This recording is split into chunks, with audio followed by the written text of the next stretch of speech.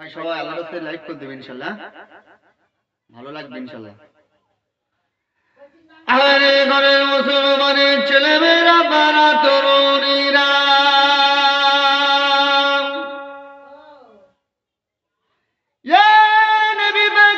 প্রেমিকিরা একটা বুলি টিভি দ্বারা এ কোণে থেকে ওপরে যেতে একটা অজনবা যায়, এ কোণে থেকে ওপরে যেতে একটা গজল বাজায়। এবার আপনি বলেন আমার আপনার নবী, দয়ার নবী, নূর নবীর ওপরে দরুদ শরীফ পড়লে কি সেটা আমার আল্লাহ পাকি পাঠিয়ে দিতে কি পারে না?